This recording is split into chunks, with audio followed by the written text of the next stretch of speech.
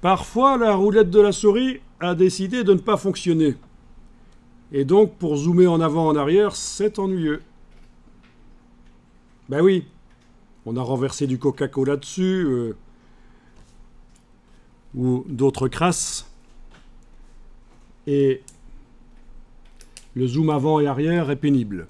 Donc, c'est pour ça qu'il est intéressant de connaître également les raccourcis avant que la roulette de la souris n'existe sur les souris. Ben oui, il y a eu un moment où les souris n'avaient pas de roulette. Eh bien, on utilisait les raccourcis que je vais vous donner ici sur le Windows, barre d'espacement enfoncée. Mais je vais changer d'outil, je vais mettre la flèche noire pour qu'on voit vraiment que ça marche, même quand on n'a pas la main activée dans la palette des outils.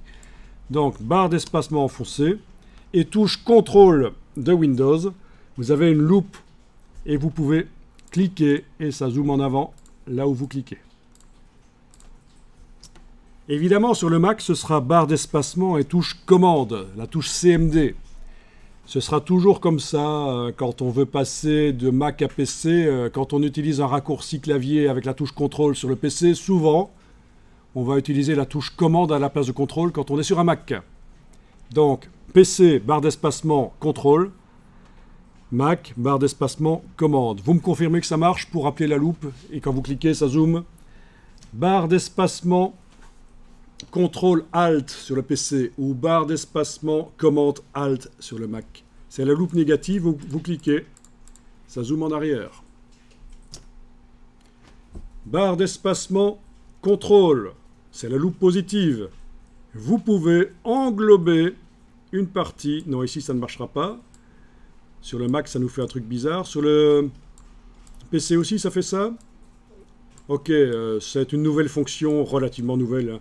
C'est plus un rectangle de zoom qui se crée, c'est directement quand on fait ça avec la loupe positive, quand on clique et qu'on bouge, ça agrandit l'endroit sur lequel on a cliqué. C'est pas mal, c'est pratique aussi. Avant, ça faisait un rectangle de zoom, quand on lâchait le bouton à la souris, ça agrandissait cette partie-là. Maintenant, c'est dynamique, c'est-à-dire en temps réel, comme ça. Voilà.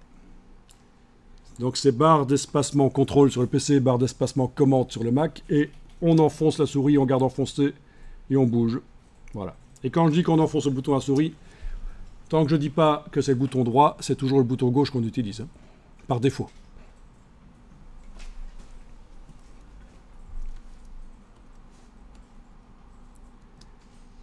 Ok, donc vous voilà paré pour toute situation.